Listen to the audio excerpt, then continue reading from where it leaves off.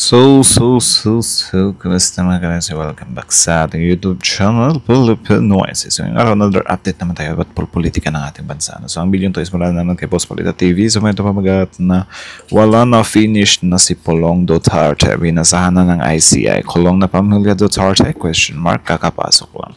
So, yun yung panonoorin natin yan, man. Bibigyan natin ito ng reaction na din. Kaya na din bahalang umusga. So, bago natin simulan, Boss Balita TV, supportahan nyo yan. Tapos syempre, kung type nyo ng mga ganitong reaction video, may kasama kayo manood. Huwag nyo na rin kalimutang supportahan nyo yung YouTube channel natin, Philippinoises. So mga kunaysi, hindi na natin ito patatagalin pa. Simulan natin, baka agawin pa ng China. Again, pamagat ng video ito, wala na finish na si Pulong Duterte, binasahan na ng ICI, kulong na pamilya Duterte, question mark, kakapasok lang. So parang dito kasi papasok para yung classic move, di ba, ng mga Duterte. So papakita ko sa inyo mamaya kung bakit nga ba ito yung parang, ewan ko kung parang gas-gas movement ng mga Duterte.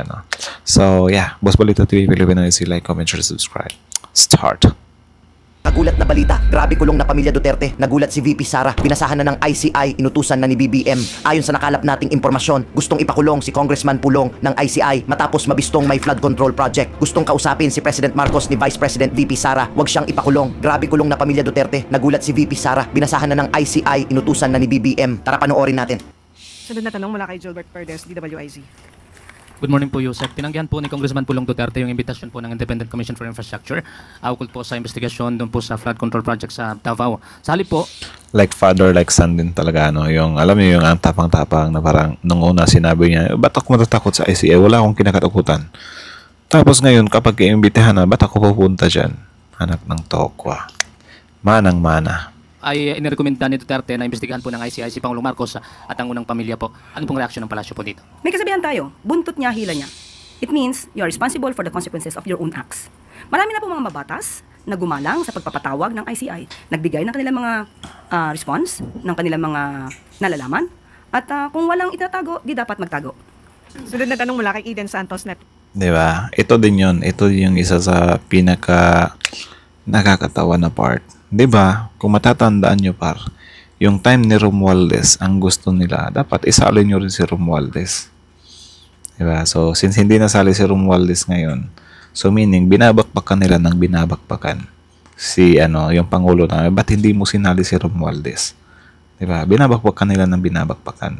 Dito nyo makikita par na wala talagang dito sa mga DDS na to, bira lang talaga sila ng bira. Wala silang pake sa kung ano yung gawin ng admin. Sa kanila lang, hanapan parati ng butas. So, ang perfect example dyan is yung kay Sandro Marcos. So, si Sandro Marcos, nag-appear siya sa ICI. Diba? So, ano naman yung comment ng mga DDS?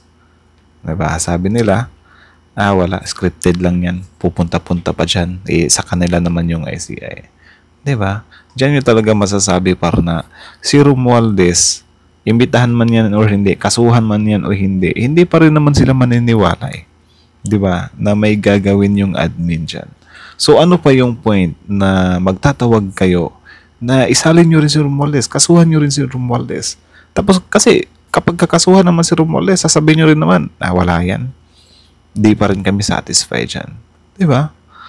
So alam nyo yung parang wala, naghahanap lang talaga sila ng butas. So yeah. 25. Good morning po, Yusek. Yusek, meron na po bang tugon ang kampo ni Vice President Sara Duterte dun po sa pahayag ng Pangulo na bukas siya sa dialogo sa Vice Presidente para sa pagkakaroon ng pagkakaisa sa bansa? Since ang Pangulo po ang nag-offer nito para maipakita yung kanyang sinseridad, yung kanyang pagiging seryoso, wala po ba siyang unang hakbang para mangyari po yung dialogo na ito? Pwede i-correct po natin. Wala po tayong sinabing nag-initiate. Ang Pangulo po, even before, ito po ay napag-usapan na. Sa isang podcast, natatandaan niyo po ba yun? Nang tinanong ito ni Katuning. Ang Pangulo ay open sa lahat ng gustong makipagdialogo. Kahit Tama. sino na may concern at maaaring mapag-usapan, hindi lamang ang Vice Presidente, sa lahat. Open ang Pangulo sa anumang discussion para po Open naman talaga yan par. Kasi sino bang ayaw makipag-draws? Ikaw leader ka. Pipiliin mo ba na mayroon kang kalaban? Gugustuhin mo ba na mayroon kang kalaban? Yung kay VP Sara kasi, or yung sa mga Duterte, ibang usapan kasi yun. Kasi ang gusto nila, sila yung may hawak sa kapangyarihan. Di ba? Kasi kung mapapansin nyo dati, wala namang ganyang gulo eh. Noon lang nung time na parang inas-is nila na si Romualdez, I mean si Martin Romualdez is parang gustong maging presidente. In-issue nila yon. Di ba? Di nga natin alam kung yan yung ginawa nilang ano eh, yung reason nila para kunyari, di ba, hindi siya rektang atake. Parang inaano lang nila na concerned sila sa power na ayaw nila na mapunta kay Romualdez. Di ba? Kaya ang gusto nila paupuin si VP Sara. Pero for me, para sobrang labo talaga na maging presidente si Romualdez sa kahit saang aspeto. Kahit magpangudngod pa man siya ng 1,000,000 kada tao, malabo siyang maging presidente. 'Di ba? Kaya di mo rin talaga maintindihan kung bakit nag-overreact sila VP Sara that time. Na umaabot na sila sa inaaway nila. 'Di ba? Kasi dati okay lang naman yung ano yung sa issue about ICC. 'Di ba? Sinabi pa nga ni PBBM doon na parang walang jurisdiction yung ICC. Kaya yun, binanatan nila na binanatan. Yung matandang Duterte din kasi, grabe din kung mangbatikos. Di ba? Kaya ayun, wala nang magawa yung Pangulo, kundi okay, pakinggan na naman natin yung ano, yung Interpol. Kaya ayun, nadala sa dahig. Alam niyo yung actions nila. So, sa usaping dialogo, malabo yan. Kasi yung gusto nga ng mga Duterte is power. Diba? Gusto nilang maupo agad ngayon. So, kung di ba naman sakim sa kapangyarihan, ilang taon na lang, 3 taon na lang sana. Pero, alam niyo yung gusto talaga nilang agawin yung power ngayon. Kaya, gusto nila na mayroong pag-aaklas, rally, or whatsoever. Diba? Kaya, ito talaga si VP Sara para kapag tsumamba to, maging presidente to sa 2028. Kasi yan yung pinangangalandakan nila eh. Kahit daw i-combine yung vote or yung survey ni Tulfo at ni Lenny, hindi pa rin daw uubra kay VP Sara. So, do you think ba, yung mga pinagagawa nila sa admin ngayon, hindi yan babalik sa kanila? If ever maging presidente si VP Sara, mas vulnerable pa siya na ano, di ba? Siya pa yung ano, tatargetin talagang ipa-impeach. Pagtutulungan siya ng marami. Di ba? Hindi din sila nag-ano eh. Actually, yung mga Duterte, sila lang din yung ano eh. Binibigyan nila ng hint yung next opposition kapag katsumamba sila. Wag naman sana. Kapag katsumamba si VP Sara, masungkit niya yung pagka-president, di ba? For sure, babakbakan yan. Kung ano yung ginagawa nila kay Marcos ngayon, yan din yung gagawin ng kalaban nila kapag naupo si VP Sara. Ang kaibahan nga lang, yung kay PBBM kasi, sobrang maingat si PBBM. Hindi niya tinuloy yung war on drugs na merong machuchugi. Diba? Hindi niya kinonsinti si VP Sara. Diba? So, mahihirapan talaga silang pabagsakin si PBBM. Unlike kay VP Sara, na meron ba siyang pending na sa ICC kasi nung mayor siya ng Davao, involved siya dun sa mga tsugian dun sa kanila. Diba? Tapos ito pang confidential funds, itong mga overpriced na diba? Sobrang daming pwedeng ibato kay VP Sara. Kaya kung nag-iisip talaga ng tama yung mga DDS, dapat hindi si VP Sara yung patakbo nila. Si Bongo din, may issue din naman si Bongo. Yung sa family niya, tapos yung sa war on drugs din, meron din. Si Bato, wala na, tatago na. Diba? Absent na si Bato. Si Robin Padilla din, din, parang Diyos ko, kaya na lang magsabi kung ano si Robin Padilla. So, alam niyo yung parang wala silang maipapalit talaga. Diba? Well, si BP Sara na lang yung alas nila, pero parang high risk talaga. High risk talaga si BP Sara par. Sinasabi ko sa inyo. 'Di ba? Babakbakan niya ng impeachment or whatsoever pag tsumamba yan. For the unity sake, yun po yung ibig sabihin natin. So, kung meron po pagpapahatid na mensahe ang Vice Presidente, siguro po si spokesperson na naman po niya ito dapat na itanong. Another topic lang po, reaksyon ng palasyo doon sa sinasabing parang credit grabber po ang Pangulo, doon po sa Bukana bridge na inopen po, na sinasabi po niyang naaprobahan ng mga 2022 at 2018 pa daw po yun under the previous administration. Sino po ang bumabatikos? Sino po ang nagsabing credit grabber? Parang wala po tayong nadinig na ganun. Wala akong konteksto. So, kung hindi natin alam kung sino nagsabi at ito ay sa tabi-tabi lamang, hindi na po natin ito dapat pansinin pa muna. Dahil alam naman po natin, sa ngayon po, ang sinabi po na Bukana Bridge ay natapos po. sa panahon ni Pangulong Marcos Jr. Sunod na tanong mula kay Ann Soberano. Bombo Radyo. Yusek, good morning. Reaction lang po ni Presidente. Kasi kahapon po si Majority Leader Sandro Marcos humarap po sa ICI. Ano po ang naging tugon dito ng Pangulo? Since sinabi din po ni dating DPW Secretary Babe Singson na tila po nabigla si Majority Leader Sandro Marcos sa mga itinanong sa kanya. Unang-una, bilang magulang, makikita natin kung paano ba pinalaki ng mga magulang ang isang anak. Disente. Hindi takot. Matapang na humarap sa investigasyon. Hindi nagtago. Nagbolontaryo pa. Kinilala ang ICI. Hindi tulad ng iba. So, doon pa lang po, bilang magulang, ay proud sila sa kanilang anak. At nagulat, siguro, hindi natin alam, hindi po ako privy sa naganap na hearing. So, hindi natin alam kung ano ang kinagulat. Nagulat ba siya sa bagong facts? Nagulat ba siya sa bagong data na malamang ay hindi niya alam? So, I cannot speculate on that. Ma'am, how does the palace respond to observations na yung mga officials close to the president or at least in the executive branch nagre-resign lang po sila kapag naibabalita na or naisisiwalat na yung alleged involvement nila dito sa mga anomalies in government? Take for example, Jojo Cadiz na yung 19-year-old son apparently is the head. Ganyan naman talaga, di ba? Saka ka lang naman talaga magre-resign kapag meron ng namumong issue. Kapag ka mag-resign naman na walang namumong issue, gaya nung kay Birosamin, di ba? Na parang resignation lang sana yun. Hala, pinag-iinitan nyo rin naman. Uy, ba't nag-resign yun? Ba't nag-resign yun? Di ba? So, I think, yeah, ganyan na yan. So be it. Head of a construction firm na nanalo ng millions of pesos in government projects. Hindi ba dapat ikatuwa ng taong bayan? Kung meron mang mga tao na kaalyado ng Pangulo at kapag ka na-involved, kahit wala pang desisyon o wala pa man judgment, ay umaalis, hindi po ba mas magandang tignan yon? Mas maganda po yon dahil ibig sabihin, hindi nagtotolerate ang Pangulo kung mayroon... Parang ano din siya, delikadesa, ganun. Diba? Unlike nung ibang mga makukunat talaga na involved ng flood control na nandyan pa rin sa pwesto, diba? Parang mga kumag lang. ang mga tao Kupal maaaring nasasangkot, although wala pang judgment. Hindi tulad ng mga nakaraan, kahit nandiyan na yung mga pangalan, nag-i-stay pa rin, kahit malaki na ang issue about sa korupsyon. Good morning, Yusek. Yusek, what was the reaction of the President when he learned about the resignation of Secretary Babe Singson from ICI? Napag-alaman naman din po na dahil sa kanyang concern sa kalusugan, ay nagpasabi na po siya na sa kanyang pagbibitiw at dahil nga po magaling po ang si Secretary Babe Singson, pinakiusapan po sa pamamagitan po ni Sec Vince na kung maaari pa ay manatili pa siya. At dahil nga muli may concern po si Secretary Babes, iginagalang po yan ng ating Pangulo at nagpapasalamat po tayo sa napakagaling pong serbisyo po ni Babe Singson. Actually, nakakalungkot at the same time nakaka-alarma na parang yun nga, may mga nagre-resign sa ICI. Like, hindi mo talaga ma-imagine kung gaano ba yan kalala yung mga issue yan, kung bakit yung tao na mismo yung umaatras. Alam niyo yung ganyan like siguro super worst siguro yan kung Diyos ko.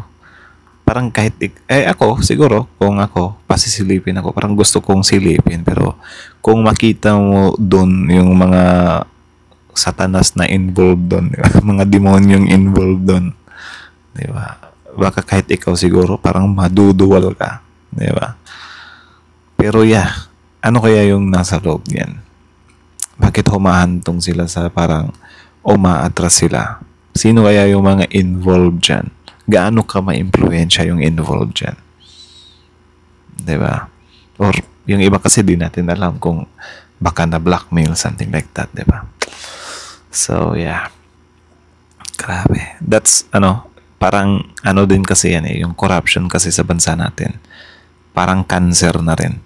Diba? Na sobrang hirap siyang i-cure, diba? Pero yun nga, sinusubukan pa rin naman na i-cure kahit na sobrang hirap, sobrang imposible, pero at least sinubukan, di ba? I think, ma'am, one of his concerns ay yung funding for the ICI kasi ang na-mention niya, yung 41 million pesos na supposedly funds for ICI, sadyaryo lang siya pero hindi talaga nakarating sa kanila. Was there a lack of government support sa ICI? Ano po ang nangyari sa funding na ito? Ayon po sa DBM, yung saro po ay as early as September ay nandiyan na po. Ang natatangi lamang po siguro nagkaroon ng konting delay ay yung pag-implement po or pagsasagawa po ng MDC at yung modified disbursement system. At ngayon po ay maitatanong po natin, yung pondo po ay nasa kanila na. Ma'am, ang kagabi, nagsalita rin po si Mayor Magalong. Sabi niya, nung time niya, nagpalawal din siya ng 30,000 pesos from his own pocket. Hindi na rin daw naibalik yun. And he also mentioned na he heard that one of the members of ICI is also planning to resign to follow the footsteps of Secretary Singson. Meron po ba kayong nakuhang information about this, and how will this affect the operation and integrity of ICI? Patungkol po sa sinabi niya na mayroon pang kulang sa kanya, ipinakiusap na po natin, since nandiyan na po yung pondo, kung ano po yung pagkukulang sa may mga dapat na bayaran na po agad. At hindi po naman nagkulang ang Pangulo dahil lahat po ng kailangan ng ICI, lahat na ibibigay na tulong po na manggagaling po sa Pangulo, yan po ay ibinibigay. At patungkol po kung sino po yung magre-resign, siguro mas maganda po siya na po yung kanyang, siya na po ay yung tanungin, siya na po nagbigay ng information. Sorry ma'am, last na. Yung po sinasabi ninyo na fund. Sobrang ano din kasi yung ICI, di ba? Sobrang rush. Sobrang rush yung ICI para to the point nung pagka-create niya. Di ba? Siyempre yung budget, di naman yan basta-bastang nahuhugot lang eh. Di ba? Kasi ewan ko par kung gugustuhin ng Pangulo na siguro magpalabas siya. Own pocket niya yung gagamiting pera ng ICI. Kasi posible naman talaga yon. Pero syempre di gagawin ng Pangulo yun. Kasi kung gagawin ng Pangulo yun, malamang sa malamang issue na naman yun. Di ba? Sasabihin na naman nila, hindi pwede yan. Galing mismo sa pocket ng Pangulo yung pinantapal muna. Magiging issue yan kasi pwede nilang sabihin na personal. Diba? Pwede nilang sabihin na pwedeng mapaboran yung ICI. Kaya nga yung ginagawa dyan, of course, hihingin talaga ng maayos yung budget at the same time. Of course, there's a process. Diba? Nasusundin. Kaya, yun nga, kung totoo man na nagka-short sila sa budget, daw nakakalungkot. Pero, wala eh. Meron talaga tayong some kind process dyan. Diba? Na sinusunod. Maybe, yan yung nangyari. Na hawak na ng ICI, buong 41M po. Opo, nasa kanila po. Okay, May thank you. follow-up question po si Ivan Mayrina. May 7. Yusek, good morning. Mismong si Secretary Singson po ang nagsabi na kulang sa ngipin, kulang sa kapangyarihan ng ICI. At sa ngayon, may mga pending measures in Congress na layong lumikha ng mas pinalakas at mas may kapangyarihang ICI. Although ibang it goes in a different name. Ano ho ang tugon ng Pangulo sa mga panawagang i-certify niya as urgent itong mga panukalang ito? Sa pag-aalam natin ay tapos na po yata. At sa Senado ay third reading na po yata. So, hintayin na lang po natin kung ano po yung kanilang versions. At kapag po ito nabasa naman ng Pangulo, ay tingnan po natin. Pero does he support, does the President support the idea na kailangan natin ng mas malakas, mas makapangyarihang entity that will investigate corruption in infrastructure projects? Ang lahat naman po ng institusyon na meron pong power to investigate, lahat po dapat ay malakas. Meron po silang kapangyarihan. Pero sa ito po kasing isinagawa na ICI, Independent Commission, ito po ay batay lang po sa EO 94 at alam po natin ang purpose nito ay to maging fact-finding commission. Hindi po para magbigay ng penalty sa hindi a-attend. At ito po ay tulong lamang makapag-concentrate para maimbestigahan, makapag-gather ng documents, facts, data para po matulungan yung ombudsman o yung DOJ. So, yun po talaga ang pinaka-purpose ng ICI. Ma'am, kanina po sa panayam sa isa sa aming programa, sinabi ni Ombudsman Remulla na ang direksyon po ay bubuwagin na rin ng ICI at ang Ombudsman na ang magte-take charge. Do you have any information to that effect? Sayang din talaga par. Kasi kung ako lang sana yung masusunod, mas maganda sana yun nga, yung ICI bigyan nila ng pangil. Kasi kung yun nga, kung yung ombudsman yung yung mag-take charge dyan, parang mababakbakan yung admin. Di ba? Parang dyan sila babakbakan ng mga DDS na parang yun nga, personal or kasi yung ombudsman natin si Remulla naman. Parang mas gusto ko yung yung ICI talaga yung humawak. Para kahit sabihin man ng mga DDS na sa inyo yan, at least yung ICI kasi, alam niyo yung parang, kasi hindi mo naman talaga masasabi na lahat ng member ng ICI is parang pro-admin eh. Diba? May mga member ng ICI na of course, gagawin talaga nila yung trabaho nila kasi sila yung malilintikan eh. Kung mamagicin nila yung yung mga results niyan, sila yung malilintikan. Diba? So, much better, bigyan na lang ng pangil yung ICI. Para, wala lang, smooth lang na mapakulong yung yung lahat ng involved.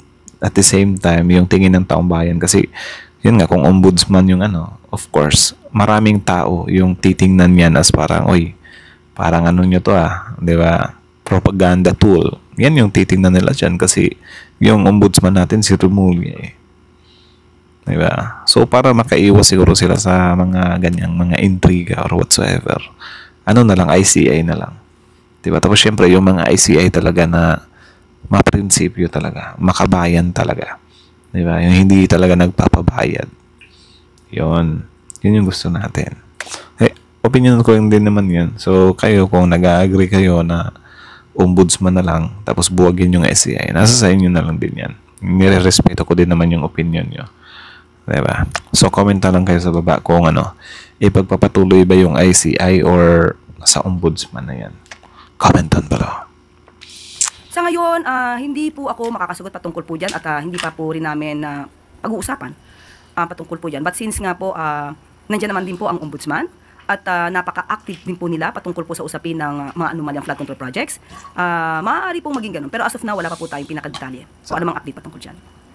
Yusek, tulad po na nabanggit nyo sa opening natin kanina, pinapakita po ng Pangulo ang kanyang pagpapahalaga at matatag na suporta sa kasundaluhan. Nagkakasunod-sunod po yung bisita niya sa mga kampo, ang anunsyo niya ng dagdag na base pay, subsistence allowance. Ang tanong po ay, does the President feel the need to show this support to the military at this time? Hanggat may oras po ang Pangulo, hindi po ito dapat kino-question. Ang pagbisita sa ating mga kasundaluhan, sa mga uniformed personnel, ay nararapat lamang po bilang Commander-in-Chief. So wala po itong kinalaman kung merong mang issue ngayon, obligasyon po ng Pangulo na bisitahin sila. At ito po ay nagkataon lang na, bukod po sa pagbisita yung mga anunsyo ng dagdag na benepisyo sa mga sundalo, nagkataon lang na ito po ay nangyayari sa panahong may mga panawagan for the military to withdraw support from the administration. Kung nararapat po silang bigyan ng Pero ang labo lang din, or parang lang din siya kung iisipin na kung hindi gagawin, magre-react sila. Tapos kung gagawin naman, magre-react pa rin naman sila. So alam niyo yung ganyan, ang gulo-gulo. Ang gulo-gulo na mga isip. Parang yung sa lang din, yung pag-upper sa ICI, dapat walang pinipili. Tapos kapag ka pumupunta naman doon, sasabihin naman, huwag nyo kaming idaan sa mga acting nyo. Diba, like every time talaga na kung ano yung gagawin ng admin, may masasabi talaga sila. Diba? So cringe. mas magandang ayuda, pagtulong. Kailangan naman din po nating bigay dahil ang kanilang sakripisyo po sa bayan, buhay po ang nakataya sa kanila. Sunod na tanong mula kay Katrina Domingo, ABS-CBN. Ma'am, on a related topic, still on the military, the Kilusang Mayo Uno is criticizing the timing and the intention of the Marcos Jr. administration in increasing the base pay of all military and uniformed personnel. In their own words, they said na kakaibang timing nga naman itaas bigla ang sweldo ng mga pasistang tropa ng Estado kung kailangan nasusukol ka na sa galit ng taong bayan sa sindikatong korupsyon. How does the palace explain to the public kung bakit po nag-implement ng base pay hike when talks of a possible military reset or ouster are rife in public? Ang pagkilala po sa mga kasundaluhan natin, hindi po ito nababatay kung ano po ang nangyayaring ingay ngayon. Mga political noise. Karapatan po nila at dapat lamang pong kilalanin ang kanilang pagiging bayani ng ating bayan. So sa mga ganyan mga usapin, mga negatibo na ibinibigay at pinupukol sa Pangulo, hindi po ito magpapatigil sa Pangulo para bigyan ng tulong ang ating mga kasundaluhan. Ma'am, the same group is also... Well, personal opinion ulit. Diba? Yung kasi yung anong tawag dyan? Ewan ko kung sa government lang yan nangyayari or pati sa mga kumpanya ninyo. Diba na alam nyo yung na parang siguro, for example, mga company, mga benefits, something like that. Of course, merong plano yan. Merong plano yan at the same time, parang, yun nga, it's either pwedeng hindi pa talaga nila alam kung saan nila kukunin yung mga plano na yan or paano nila gagawin yung mga plano na yan or gaano pa katagal, parang naka-line up na sana siya, di ba, na parang, yung mga benefits na to, parang ibibigay namin sa inyo to by 2027, something like that pa. So, parang yun yung ginagawa nila kasi sometimes naman yung mga ganyan kasi, especially magpapalabas ka ng pera or whatsoever, kailangan, may paghugutan yan, may changes na gagawin para mapaglaanan ng pondo yan. Diba? So, kaya yung iba na parang may plano na sana. Pero parang hindi pa siya sa ngayon ba. Pero dahil yun nga, meron ng nababalitaan na nag-aaklas, meron ng balitaan na nagrereklamo, is parang napaprioritize na lang siya or parang ginagawa na lang siya. Diba? Na parang, ito, kailangan na talaga nila to. Diba? So, same lang din siguro dito sa mga kasundaluhan na meron na sanang plano talaga dyan. Diba? Pero since nakikita naman natin na yung iba is nag-aaklas na. Yung iba din kasi, parang alam niyo yung nananawagan ng sedition, di ba? Something like that na marami pa sana yung nakakaintindi, di ba? Na parang, hindi pa sana siya ganyan talaga ka-urgent. Pero dahil nananawagan na, yung mga kalaban inaatake na. Kaya syempre, meron din talagang point dyan. Or, ewan ko, opinion ko lang din. Baka yung dyan, na parang ginagawa yan ng admin na parang paagahin palalo. Diba? Dahil sa, nananawagan ng pagkalas sa suporta ng gobyerno. Diba? So, sa mga ganyan siguro, wala tayong magagawa dyan kung ganyan nga yung nangyari. Diba? Kasi meron naman talaga tayong na kung hindi pa tayo talaga totally action, hindi siya mapa-prioritize na, or hindi siya mas lalong mapaaga, hindi siya double the targeted time, ganyan, 'di ba? Pero kung tutuusin mo, meron na sanang plano diyan. 'Di ba? So, ewan ko kung, though, yun nga, medyo nakakalungkot nga lang din yung part na yan na kung hindi ka magreklamo is hindi din nila actionan. Kaya nga mayroon tayong mga 'di ba, yung sa mga ahensya or sa mga company, meron siyang tinatawag na suggestion box, 'di ba? Parang doon ka magsasuggest kung ano nga ba yung kulang pa or ano yung dapat gawin ng kumpanya para para maibigay nila kung ano talaga yung pinaka-need ng mga nagtatrabaho sa kanila. 'Di ba? So, para sa akin, ganyan talaga yan. Parang so be it na lang. 'Di ba? Na ganyan yung mangyari.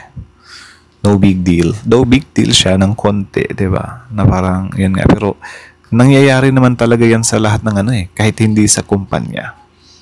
'Di ba? Ang na lang dyan is, yun nga, nagbunga yung boses kasi sometimes kasi need nating bumoses talaga. So ayan, nung bumoses sila, nabigyan sila ng at least pinakinggan. Kaysa naman sa bumoses ka ng bumoses tapos hindi ka pa napakinggan. Mas masaklap yun. Diba? Or I don't know. Kayo, comment yun sa baba yung opinion nyo sa part na yan. Questioning, bakit daw po mayroon ng daily subsistence increase for the military personnel, merong increase sa base pay, pero yung mga ordinaryong manggagawa who underwent the process of a legislative wage hike, hindi pa rin daw po nag-grant yung hinihingi nilang 200 peso regional wage increase. Hindi po yun sakop ng Pangulo. Sa Pangulo po, sa DOLE po, nakikita po natin, meron pong pagtaas ng mga sweldo sa mga regions at hindi po nila makakaila. Hindi po pinapahinto ng Pangulo ang pagtataas ng sweldo na within his power. Pero yung pagtaas po, binabanggit nila na halagang 200 at yan po ay nasa kamay na po ng Kongreso. Just a follow-up question. The DOLE is under the executive branch and therefore under the President. Why can't the President push for the wage hike of ordinary Filipino workers? Meron po tayo, sa tripartite board, meron po increase.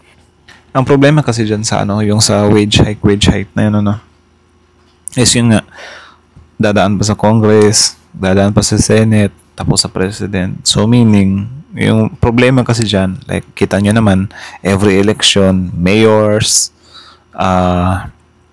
congressmans, senators, o sa pang mga ahensya na may nakatay sila sa sa mga businessman. Like for example, di natin sinasabi na yun talaga, pero yung kay Chis Escudero na parang nung tumakbo siya, tinunitan siya ng 30 million ng businessman.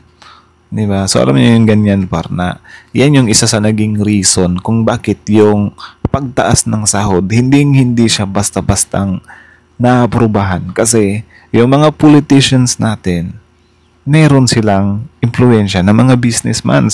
Na yung mga businessman, kaya lang naman sila nagbabayad, kaya lang naman nila sinusuportahan yung yung mga politician para magamit nila.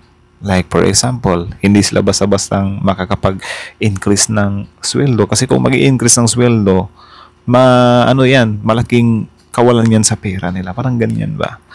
So sobrang tagal pa na trabaho niyan. Siguro after ng flood control, pwede nilang pagpukusan ulit yan.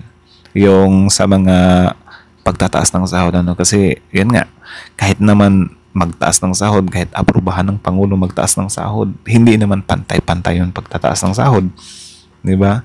Kasi kung nyari magdadagdag ka ng 100 sahod, 100 pesos, ang ending niyan Yung mga nasa minimum wage na, hindi na yun may increasean pa. Di ba? Sobrang unfair nun sa part ng mga manggagawa. Pero syempre, beneficial yun sa mga negosyante. So, nakikinabang yung mga negosyante dahil sa mga kolokoy din ng mga politician. Di ba? So, hindi siya totally talaga na easy talaga lahat sa Pangulo. Siguro after this flood control, baka pwede nilang pagtuunan yan. Di ba? Yung nangyayari dyan sa yung sa pagpapataas ng sahod. Kasi for sure, mas grabing skandal yan. Di ba? Na yung ibang mga company, di ba? Hindi basta-basta na re-regulate. Yung ibang mga company, walang mga takot. Di ba? Malaking trabahuan yan, parang flood control lang din yan na kung hindi mo siya lalagyan ng ICI, mga ganyan, mahihirapan kang i-trace talaga kung nasan yung problema at sino yung mga hindi sumusunod. Diba? So, yeah. Baka marami na namang tatama ang politician yan. Hindi po ito makakaila. Yung sinasabi po nilang wage hike, 200 pesos, ito po ay saklaw ng Kongreso. So, hindi naman po nakikialam ang Pangulo sa trabaho ng Kongreso. Sunod na tanong mula kay Bea Cupin Rappler. Hi, ma'am. Good morning. A Rappler investigation based on SEC documents and data from government websites found that Justice Undersecretary Jojo Cadiz has ties to a major construction company that was only incorporated po in 2023 through Yusek Cadiz's son, who was 19 at the time, 21 na siya ngayon, I believe. JSJ Builders Incorporation, the investigation found won more than 200 million in projects in Ilocos Norte since its incorporation 2 years ago. Yusek Cadiz has also been accused by former legislator Zaldico of supposedly acting as a bagman for the president. First question, ma'am, is the president aware of his former aide's ties to this contractor, or has he since been made aware, given po the prohibitions under the Constitution? As of the moment, we have not talked about that. But if there's a need for investigation on that issue, so let the investigation be done. And on that note, ma'am, does he still enjoy the president's trust, and will he remain in the DOJ despite, again, these links and the claims that have been made against him? Sa ating pagkakaalam, siya po ay nag-submit na ng kanyang resignation. Sa ating pagkakaalam, bibigyan ko lang po ng update. Has it been accepted? No. Bibigyan ko po kayo ng update. Thank you, ma'am. Ivan Mayrina, Jamisa. One quick question, follow-up question on Yusek Cadiz.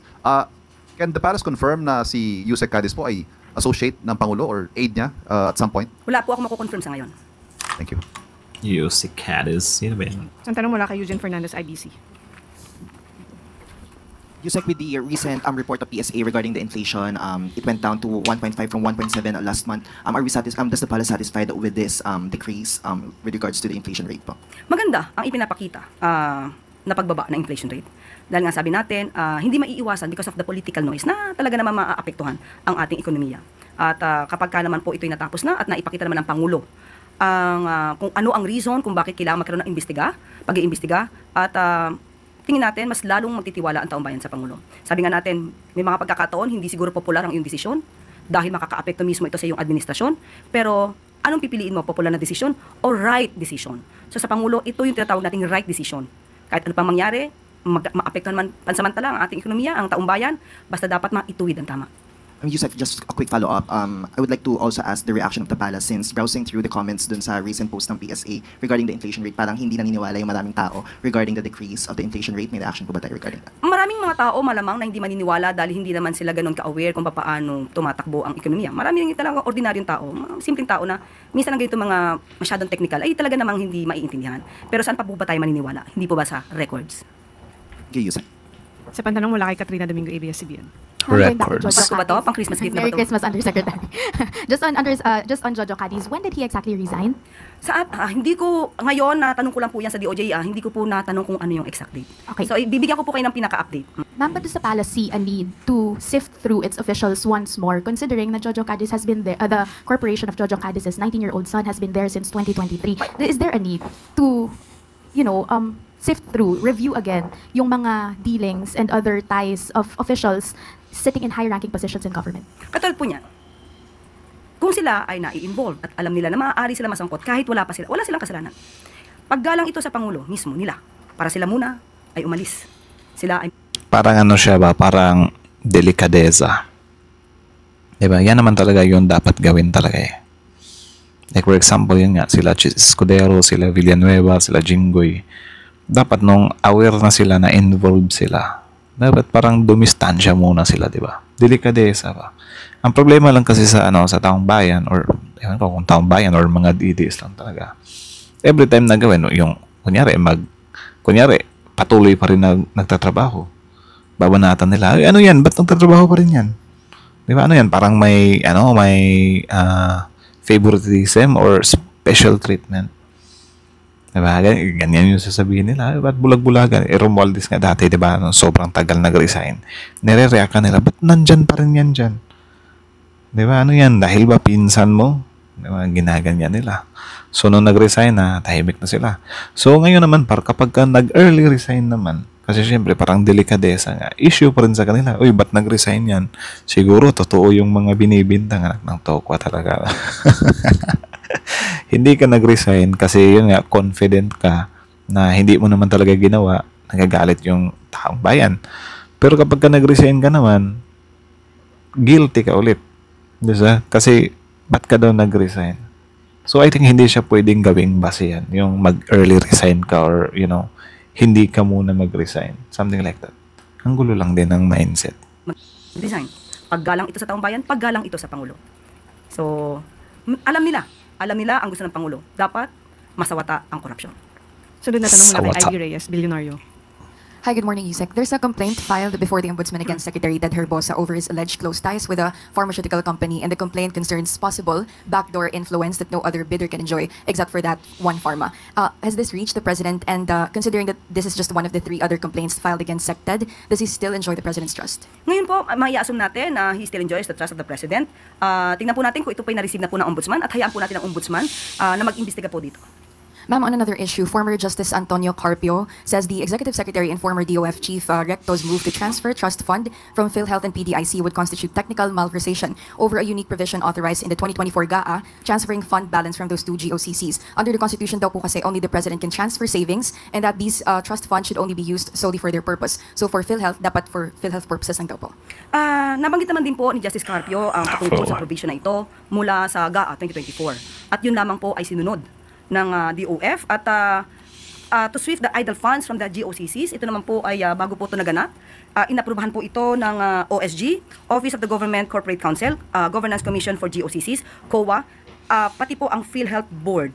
So, sumunod lamang po ang DOF sa pinag-uutos na naaayon po in line with the GAA 2024. Ma'am, just to follow up, ang sabi po ni Justice Carpio, it's undue delegation of authority. As a lawyer yourself, what do you think po? Muli, sumusunod lamang po sa batas. Kung meron man ang constitutional dito, tingnan po natin kung yung provision mismo sa GAA 2024 ay magiging issue. So, yun. Hanggang dito lang muna. So, yun lang naman. So, kaya naman sasabi niyo dito, comment down below. Tapos yun, pag-usapan natin yan sa comment section. So, again, ang video ito is mula kay Boss Palito TV. Supportahan yan. Tapos, courtesy na rin sa Malacanang. And then, yeah. That's it. Pilipinas, like, comment, share, subscribe. So, kita nyo naman yun, par. It's about, yung sa mga Duterte din.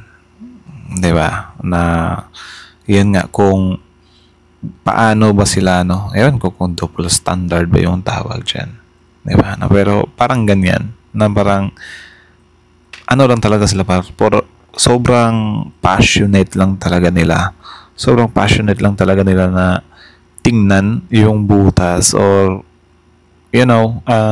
every time na ibabato nila, like for example kung yung sa ICI, 'di ba? Na kapag wala pa yung hindi iba pala 'yon. Pero sige, daan muna tayo dun kay Pulong Duterte na may pagka-FPRRD din.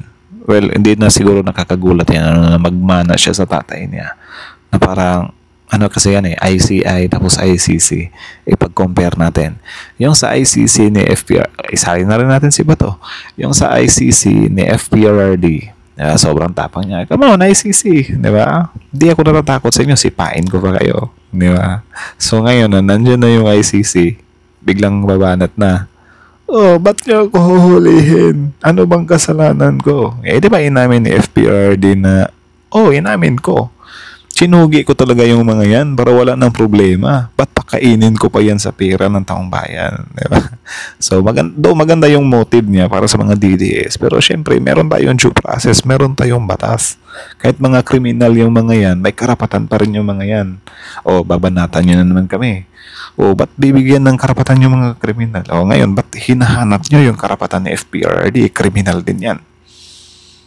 Diba? Ano yung sobrang double standard. So si Bato din, hamon ng hamon sa ICC. Trillanes, come on, bring it on. Diba? Make my day. Ayun, sa kaka-make my day, wala na siyang day. Hindi na siya nakakapag-duty. Diba? Hindi mo na siya makikita sa day. Literal na make my day. Diba? Buong araw, wala si Bato eh. Hindi na siya nag-duty. So, nakarma siya sa kaka-make my day niya. May ganyan na sana wag kayong ganyan na parang positibo kayo na ganito ganyan, wala akong kinakatakutan. Though pinapalakpakan kayo ng mga DDS that time na wala kayong kinakatakutan kasi parang ito yung gusto namin mga bayani talaga. Pero kapag ka sa oras na ng sigilan, paghatol, due process, di ba? Parang nag-iiba yung ano nyo eh. Parang naging katawa-tawa kayo. Siguro sa mga DDS, hindi. Pero syempre sa mga critics nyo, di ba? Like, ano pang purpose ng pang-aasar nyo pagpapakitang matatapang kayo sa harap ng critics nyo kung kapag singilan time na is nababahag din naman yung mga buntot nyo.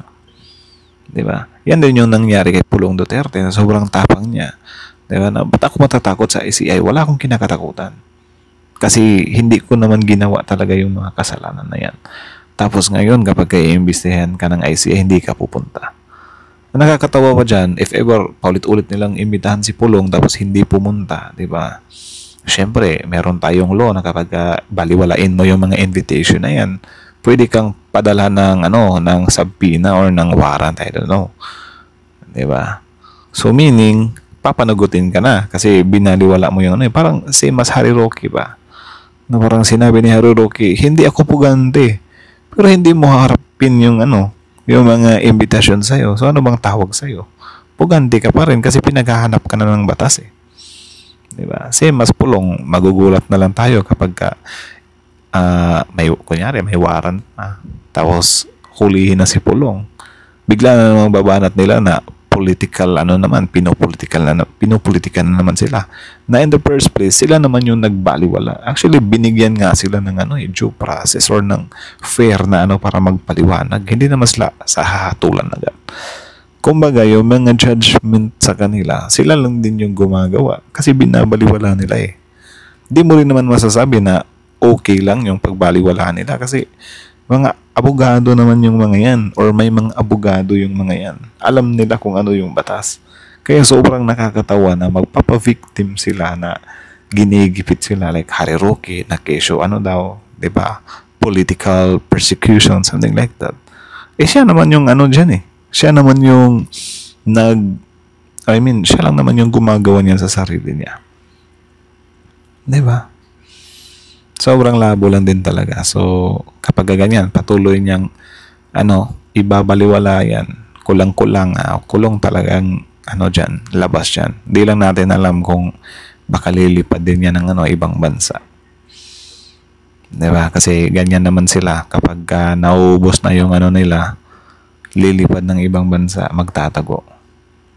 Sobrang boring kaya ng pagtatago para. Pero ewan ko. Ayaw lang talaga nila ng accountability. But yeah, kayo naman sasabihin nyo dito, comment down below. Tapos yun, pag-usapan natin yan sa comment section. So, that's it. Boss Balito TV. Malacanang, Filipino IC. Like, comment, share, subscribe. Filipino IC is out.